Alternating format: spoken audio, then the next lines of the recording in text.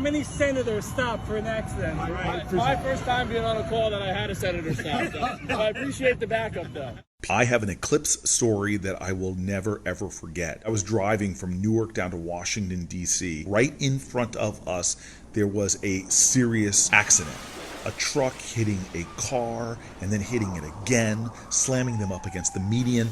We jumped out and immediately ran over. I ran to the truck. I see smoke and my instinct is I need to get this man out of this car. I'm able to help him to climb out the passenger side. I get him into my car, make sure he's okay. And a guy on the other side stops.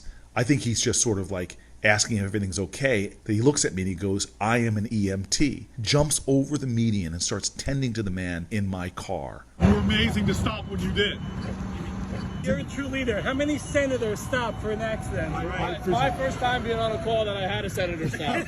So I appreciate the backup, though. People started coming from seemingly all directions. The first person to stop was a guy that worked for the New Jersey Turnpike Authority, Joseph O'Neill. And next thing you know, there were people who were black and white. There was a Turkish immigrant, an Orthodox Jew.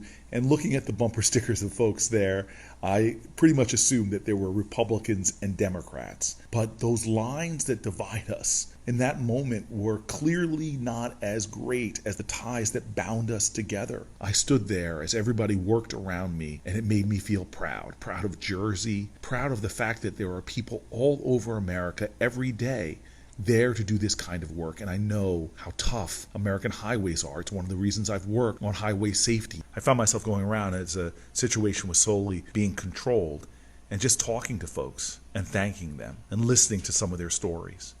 A 21-year-old woman, volunteer firefighter, the chief who jumps out of the car to thank me because I was pushing this grant program called the SAFER program. That SAFER grant, I mean, that's the reason we're here. You guys would have been waiting a lot longer for somebody, and that makes a big difference for us because, I mean, volunteers, we run 800 calls. Wow. I mean, that's difficult for volunteers, and nowadays, I mean, I work 2 jobs, you know, he's working 2 jobs, you know, it's difficult for us all, volunteers. Yeah. I mean, this is saving us, man. This was all happening when hundreds of thousands of Americans across our country were gathering to watch an eclipse.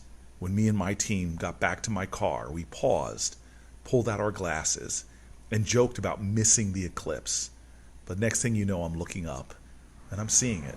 Wow. And what was really kind of cool was that my staff member, always trying to evidence one of our core values, which is kindness, had given one of the state troopers her glasses so that he too could look up and see this rare cosmic event. The eclipse